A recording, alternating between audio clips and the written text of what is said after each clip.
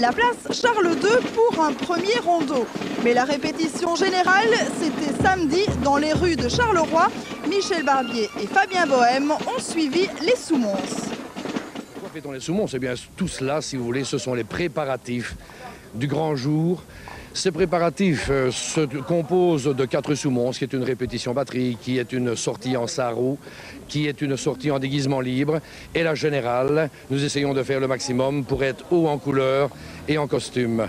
Voilà, dans les grandes lignes, comment nous amenons et nous approchons le carnaval. C'est une grande mise en jambe avec une grande générale, un petit peu comme le théâtre, c'est le même.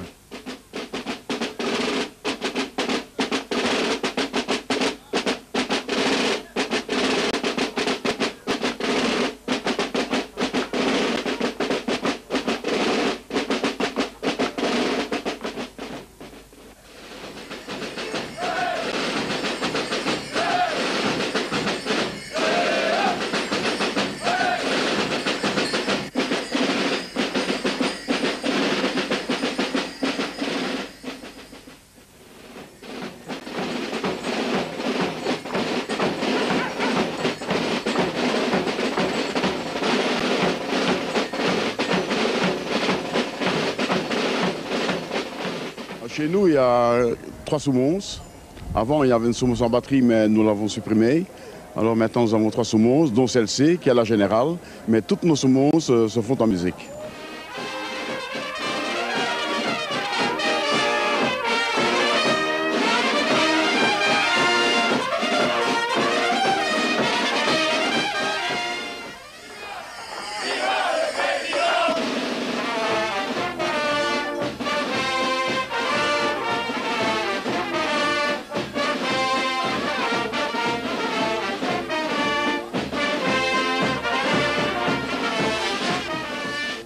C'est une Soumons qui se fait en sarrau et en musique. C'est bien ça, en sarrau et en musique. Comme chaque année, la tradition, pantalon blanc et foulard blanc dans notre société. Alors ce que vous tenez en main, c'est... C'est pour balayer l'hiver, espérons que je vais réussir avec tous mes copains.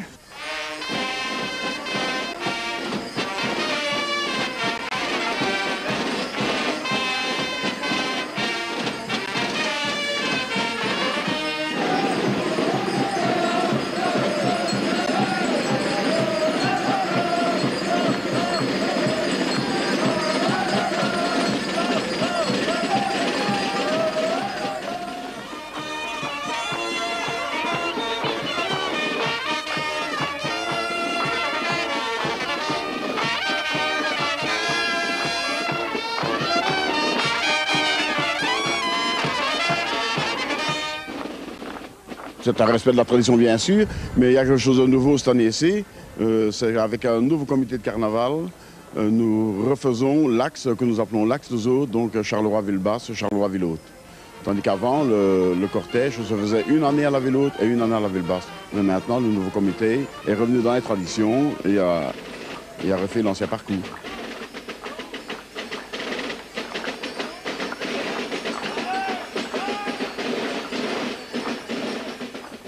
Ça va se faire dans la tradition, comme chaque année. Nous essayons de respecter plus ou moins la tradition, quoique ce n'est pas toujours facile, évidemment, point de vue nombre de Gilles.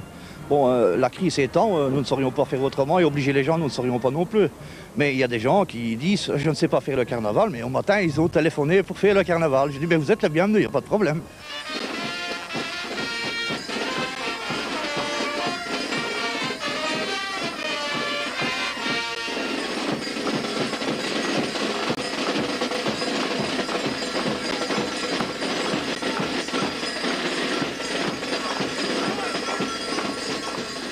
Comment est-ce que vous allez vivre ça jusque mardi? C'est un peu l'attente, la tension? Nous ne sommes pas en transe napolitaine, mais nous arrivons tout doucement vers le grand moment. Et là, vous comprenez que les nuits deviennent difficiles. Les Gilles se rendent compte comment ça va, ci et là, les costumes, t'as tes sabots, vous savez, je reçois à peu près 20 à 30 coups de fil tous les jours en me demandant si j'ai ci, si j'ai là, si j'ai pas d'élastique, si j'ai pas une ficelle. Vous savez, un tas de trucs. Hein. Et puis, on arrive au grand jour. C'est vrai, la nervosité est dans les rangs, mais ce qui n'empêche, la délivrance sera pour le Mardi Gras.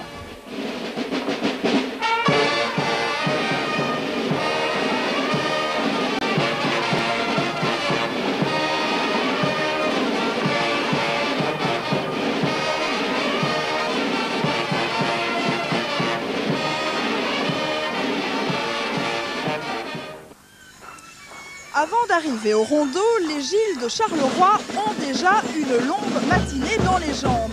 Pour eux, tout a commencé vers 3-4 heures du matin par le bossage. Ce matin, Éric Laurent et Fabien Bohème ont assisté au bossage du groupe des récalcitrants au domicile du président de la société. 4 heures du matin, Willy Vandenberg entame son premier bossage de la journée. Depuis 40 ans, chaque mardi gras, il est fidèle au poste. Qu'est-ce qui est le plus difficile en fait à faire? Et il y a des Gilles un petit peu fort grands, avec quelquefois la bedaine, mais ça c'est là qu'il est le plus difficile. Mais les gens normaux, ça va bien. Alors en fait, il faut que la paille soit bien tassée. Oui, on les met par flochon, comme ceci, à peu près la distance de la carrure. Et ça sert à quoi la paille? Ça protège du froid, ça? La paille, c'est parce que ça prend mieux les transpirations. Parce qu'on peut remettre n'importe ce qu'on veut, mais c'est le corps de la paille qui est bon. Hein. Pour un animal, même un cheval, quand il a couru, on l'estrie avec de la paille. Et comme un Gilles, on transpire tout le temps, mais on ne refroidit pas tellement vite. Et alors si la paille absorbe la sueur, à la fin de la journée, ils sont quand même trempés, non? Ah oui, on voit la rosace en dessous des bras, oui, ça c'est... Et donc vous faites ça de père en fils quasiment, c'est une tradition Oui, oui. On avait déjà, c'est venu à cause que, étant plus jeune, mon père avait des chevaux. Alors, il y avait de la paille. Et alors on venait exprès pour se faire comme ça, parce qu'on avait la paille. Et vous utilisez beaucoup de paille? Je vois que Oh. vous avez une botte là, vous aurez assez? Oui, je pense. Ouais, et à peu près 30-40 kilos par Gilles, pour les 6 Gilles. Si Gilles a bossé ici, 32 autres au local, cette année, les récalcitrants, la société de Gilles, la plus rigoureusement proche des Gilles de Binche, seront 38 à pavoiser dans les rues de la métropole en marge du cortège de carnaval. Nous sommes dans une région, il faut bien le dire, je parle de la région de Charleroi, où le Gilles n'est quand même pas le personnage central. Bon, disons que ça commence en Derlu et ça va jusqu'à Morlan et Binche, bien entendu. Donc chez nous, il faut tout de suite prévenir les gens lorsqu'ils souhaitent faire partie de la société. Il n'y a donc pas de malentendu au départ. Il est un fait, c'est que si l'on était peut-être moins restrictif, nous serions plus nombreux. Mais nous préférons rester tous d'accord sur la façon de le faire, quitte à être moins nombreux pour autant. Ça coûte cher d'être Gilles? Chez nous, il faut compter entre 25 et 30 000. Donc c'est quand même une dépense conséquente. Oui, oui, location du costume et du chapeau compris. Si on le fait sans chapeau, ça coûte 4 000 francs en moins. Voilà. Est-ce que comme à Binche, pour faire partie des récalcitrants, il faut être né à Charleroi et ne jamais quitter Charleroi? Ah non, là c'est peut-être un élément qu'on n'a pas respecté par rapport à ce qu'eux font, pour la bonne et simple raison, si on devait le respecter, nous ne serions certainement pas 38, mais peut-être 10. Nous ne faisons aucun déplacement.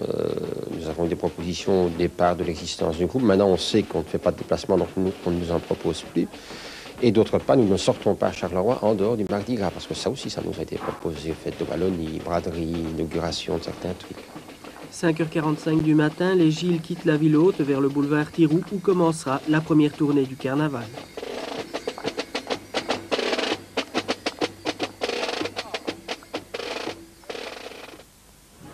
Depuis 3 générations à Binche, une petite entreprise familiale a pour seule activité professionnelle la confection et la remise en état de costumes et de chapeaux de Gilles. Le chapeau en plume est réalisé de toutes pièces et artisanalement par la maison. Un travail de titan qui demande énormément de patience. Un reportage de notre stagiaire Isabelle Félix. Chaque année, une semaine après le carnaval, la confection de costumes et chapeaux redémarre. À Binche, dans cette petite entreprise familiale, pas moins de 4 personnes travaillent à temps plein toute l'année pour remettre en état, voire confectionner de toutes pièces, chapeaux et costumes. La confection de ce chapeau est déjà tout un programme. Quand on reçoit les plumes d'autruche brutes venant d'Afrique du Sud, on doit les dégraisser, donc c'est-à-dire les nettoyer à la main. Après interviennent les produits de blanchiment pour avoir un blanc pur. Ensuite, il y a l'assemblage des plumes. Il faut environ 25 à 30 plumes d'autruche pour faire une plume de chapeau de Gilles. Ensuite, il y a soit la coloration, si c'est un chapeau en couleur, et si c'est un chapeau blanc, il y a le frisage et la finition du panache. La matière première du chapeau est donc bien sûr la plume, mais pas n'importe laquelle. Seule la plume d'autruche mâle sera utilisée, car la plume d'autruche femelle semble résister au blanchiment. Ce produit nous vient tout droit d'Afrique du Sud et arrive à l'état brut. Les petites plumes seront plus tard assemblées pour constituer la grande plume qu'on fixera sur l'armature du chapeau. Mais avant d'être utilisée, la plume demande un soin très particulier. Tout d'abord le blanchiment, étape qui consiste à tremper la plume dans des bains d'eau chaude avec des produits spéciaux. Nous n'en saurons pas plus sur cette étape car la technique est jalousement secrétée par les confectionneurs. Une fois reliées, elles sont alors teintées, étape facultative puisque les chapeaux sont au choix colorés ou blancs. L'étape la plus ingrate semble être le frisage manuel des plumes. Il faut pas moins d'1 heure pour friser une grande plume.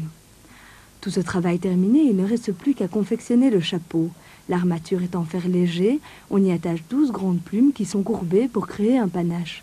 Un produit final très fragile et dont l'espérance de vie est fort limitée.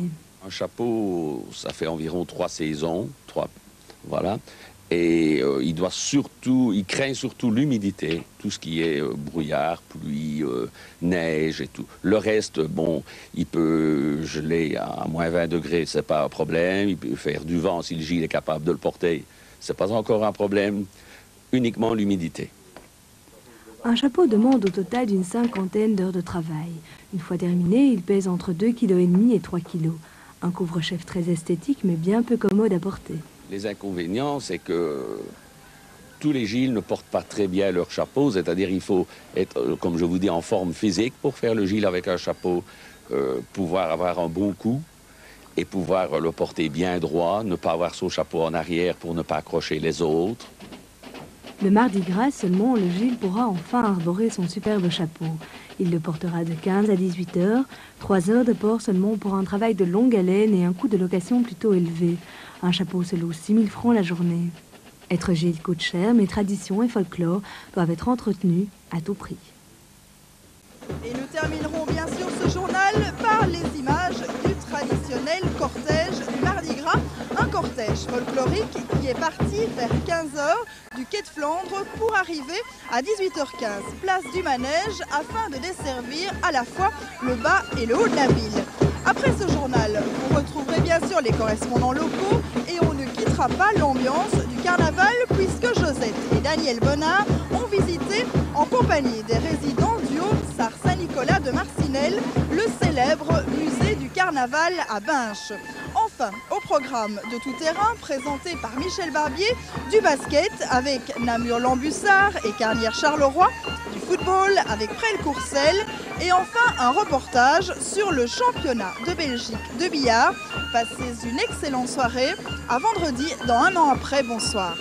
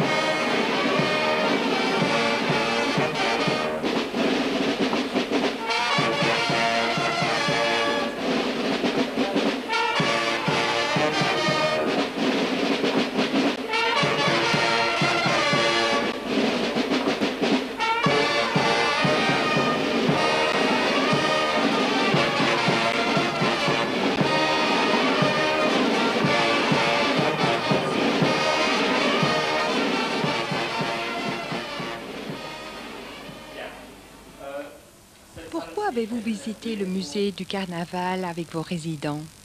Essentiellement parce que pour le moment, au musée du carnaval de Binche, il y a une exposition temporaire sur le carnaval de Venise. Et comme notre journée de porte ouverte du 26 mars a pour thème le carnaval de Venise, nous voulons voir un petit peu les différents masques, les différents costumes et les décorations que nous comptons plus ou moins réaliser ici. Nous avons vu beaucoup de masques, de costumes, surtout ceux du carnaval de Venise, qui sont assez richement habillés. Et alors ceux de Rio de Janeiro également, mais là c'est magnifique, c'est splendide.